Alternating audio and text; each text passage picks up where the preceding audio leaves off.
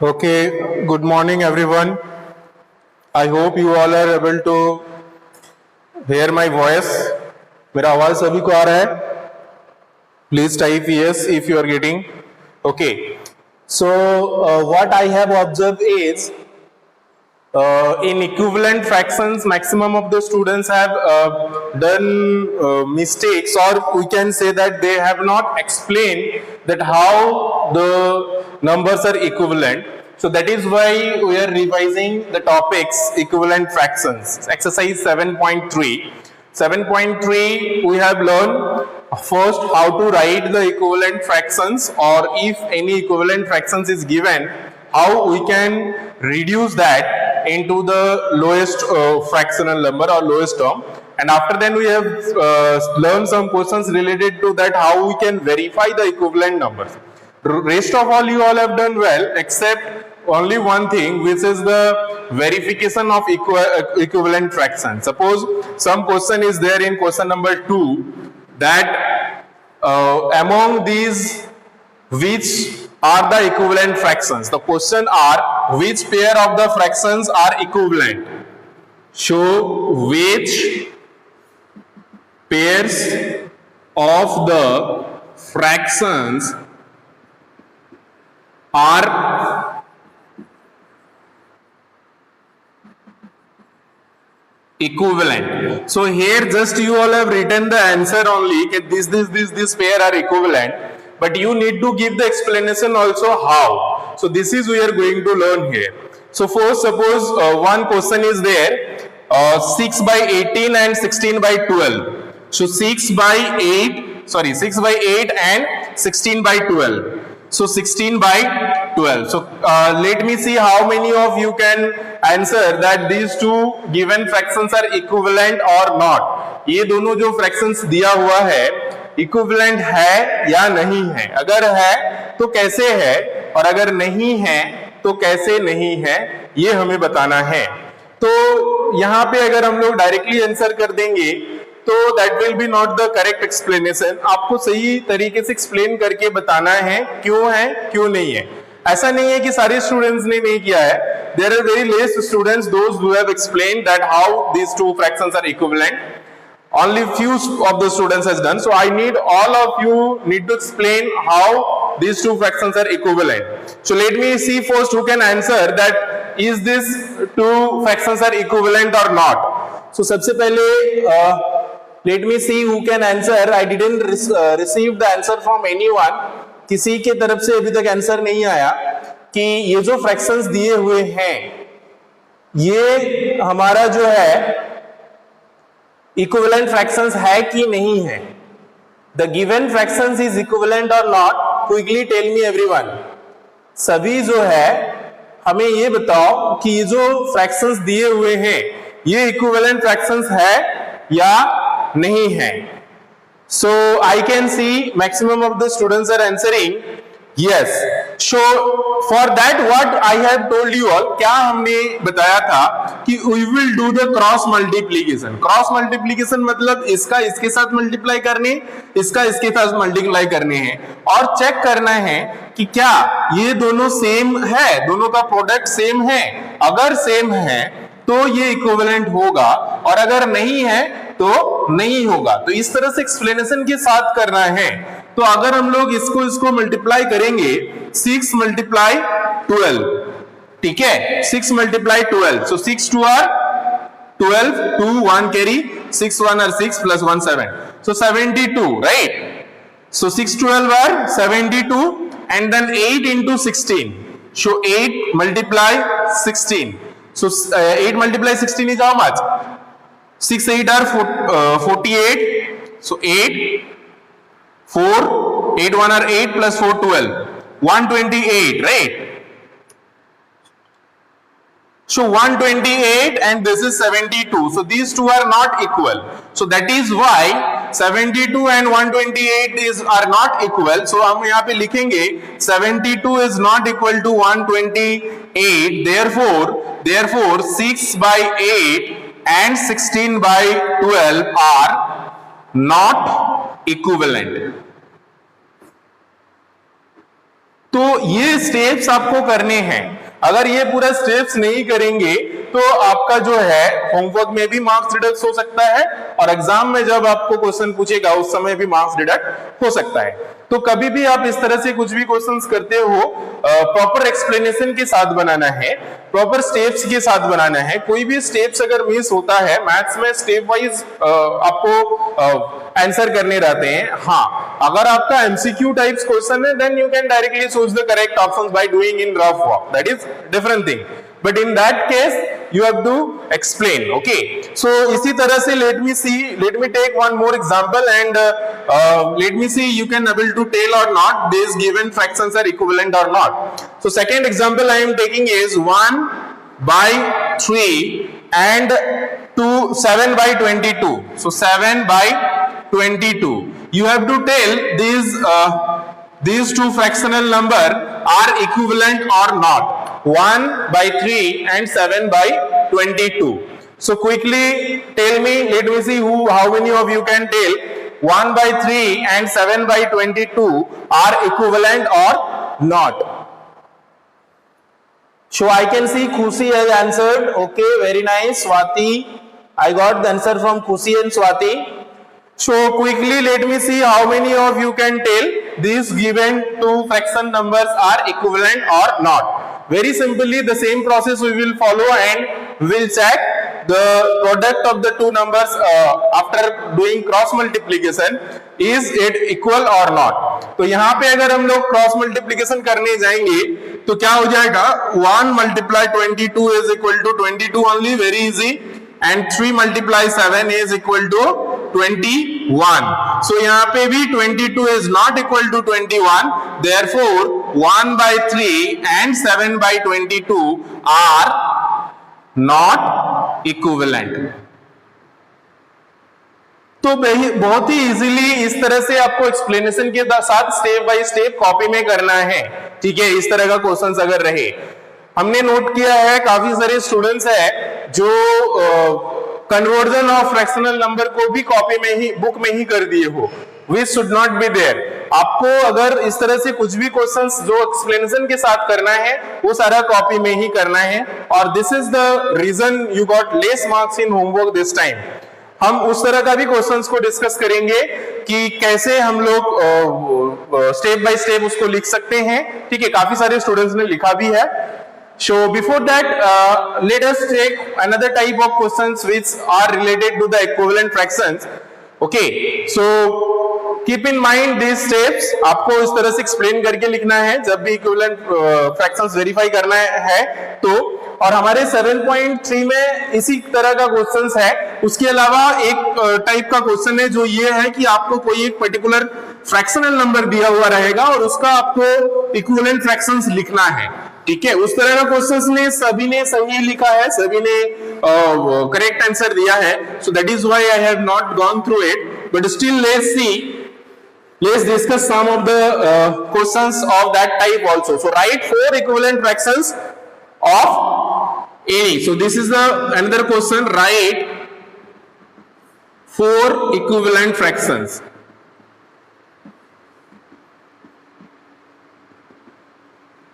Write 4 equivalent fractions of the following. So जो भी fractional number दिया हुआ है आपको इसका इक्विवेलेंट 4 फ्रैक्शनल नंबर लिखना है।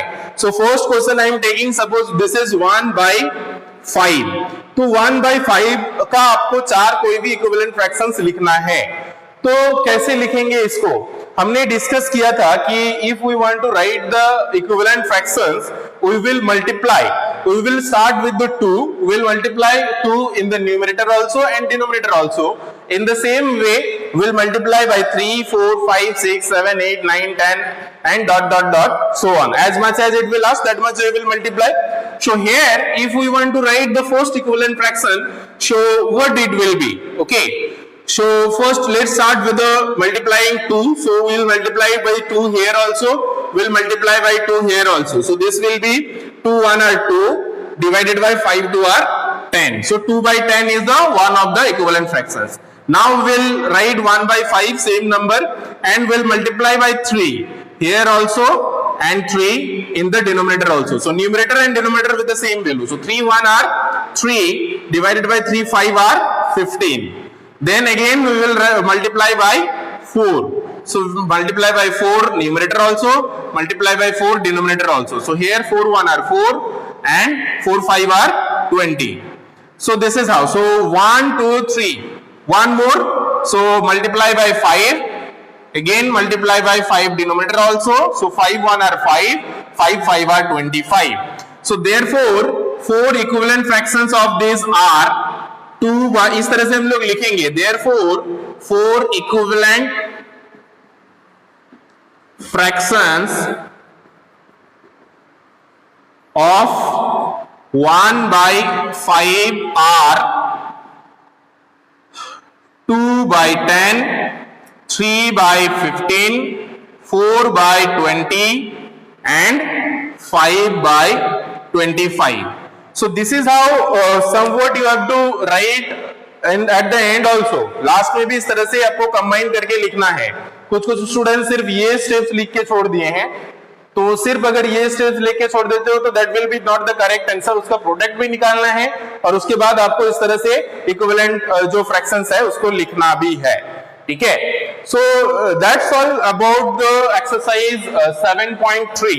अगर इसके अलावा किसी और को कुछ भी डाउट्स हो एक्सरसाइज 7.3 में then please ask.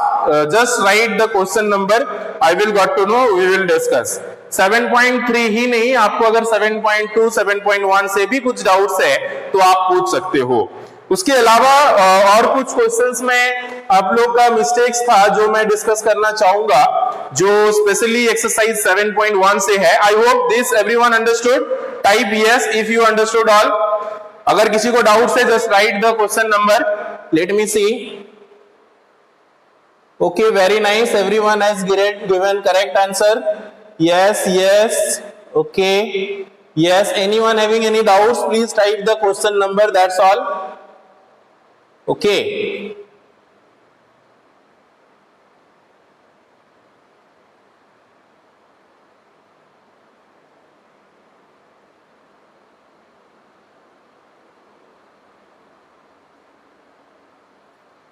Okay. So 7.3 question number 1. Someone having doubts in 7.3 question number 1. So question number 1 is already done for you. Question number 1 you no need to do.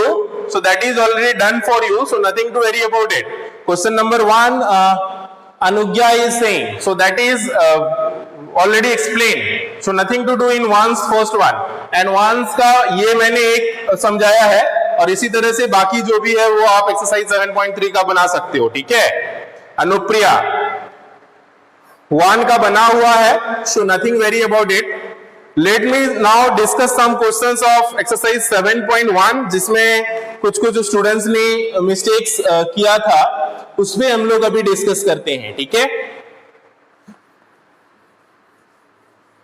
वो क्वेश्चन जिसका मैं बात कर रहा हूं that is question number 3. Question number 3 इसमें क्या है कि कुछ फिगर्स दिए हुए हैं. कल भी मैंने इसके बारे में डिस्कस किया था कुछ कि कैसे हम लोग कोई पर्टिकुलर पार्ट को सेट कर सकते हैं. जैसे फर्स्ट क्वेश्चन जो है इसमें हमारा इस तरह से कुछ मैंगोज ड्रॉ किया हुआ है. 1 2 3 4.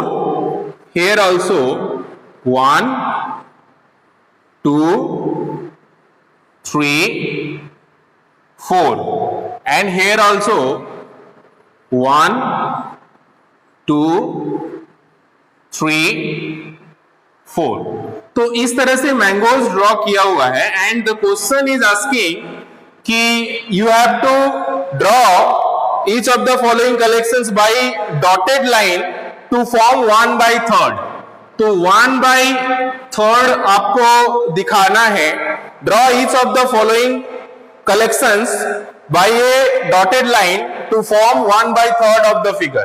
तो इसमें आपको 1/3 दिखाना है. मतलब इसमें थ्री पार्ट का एक पार्ट आपको दिखाना है, इसको 3 भाग में बांटना है, जिसमें से एक पार्ट को डॉटेड लाइन से अलग करना है, सेपरेट करना है, ठीक है।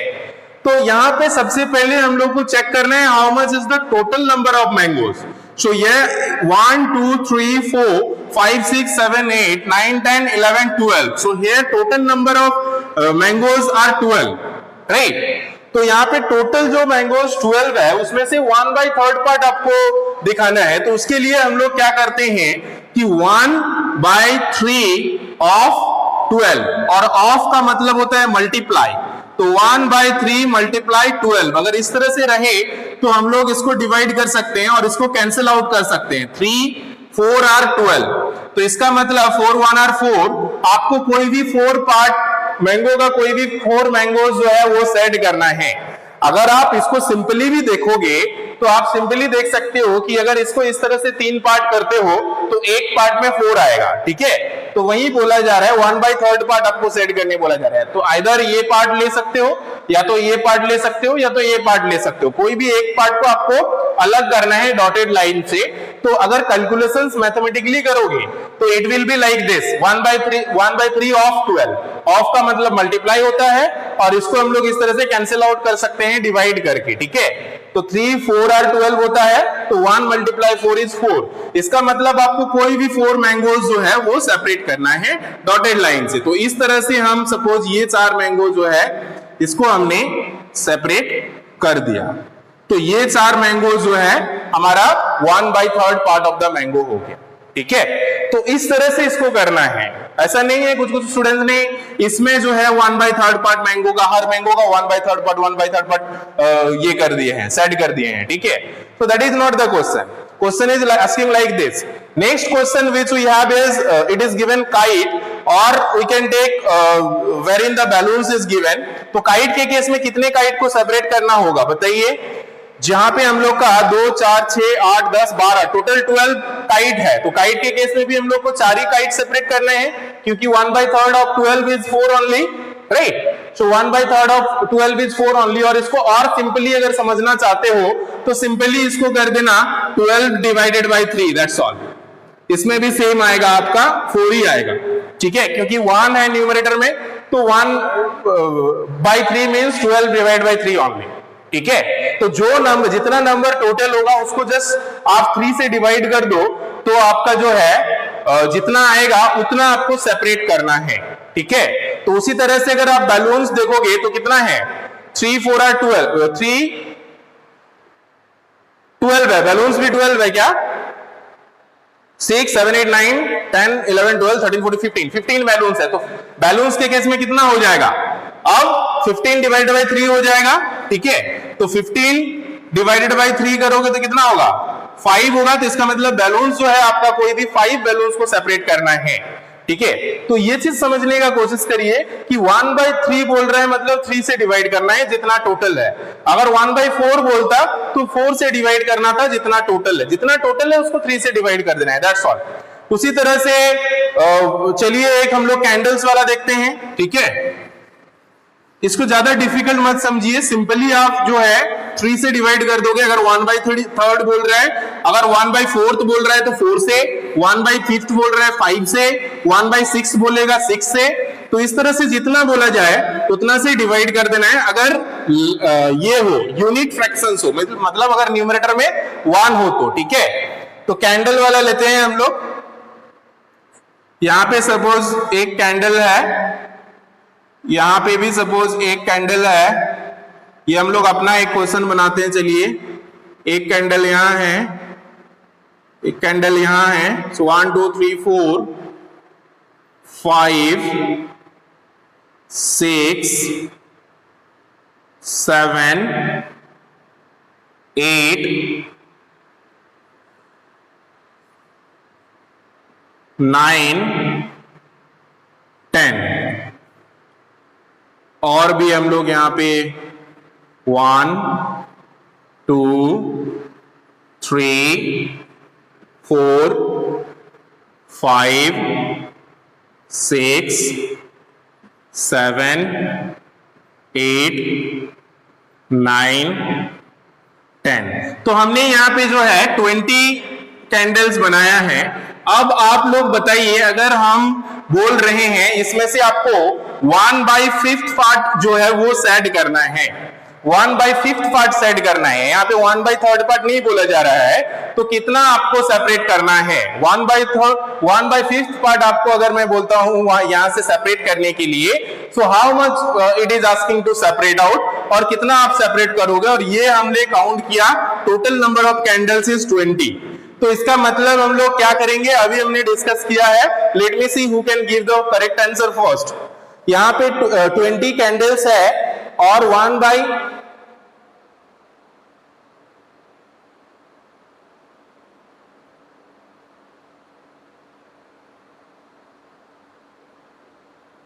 who is this typing unnecessary thing?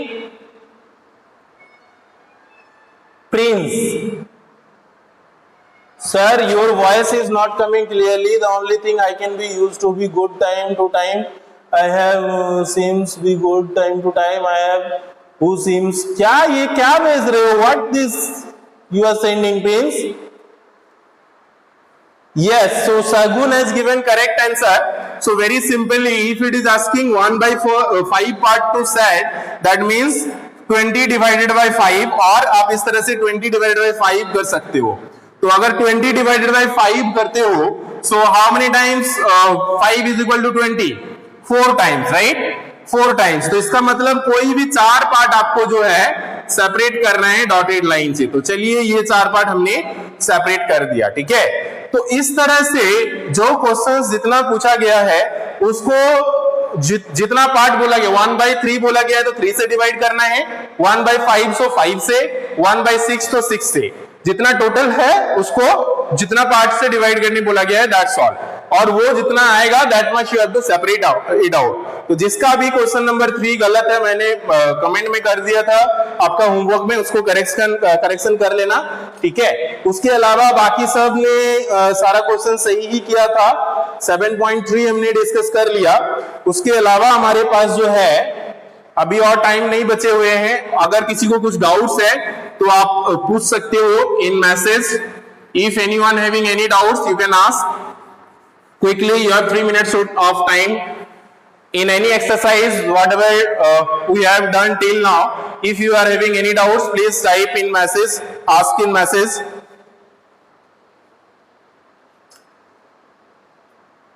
Anyone? अगर किसी को कुछ भी डाउट्स है कोई भी चैप्टर से, क्विकली पूछ सकते हो। No okay Okay, no, good, very nice. Okay, then you all get ready for your next period, okay, and we'll again discuss the rest of all things if anything left in our next class, okay. So be ready for your next period. Thank you, have a good time, take care and bye bye.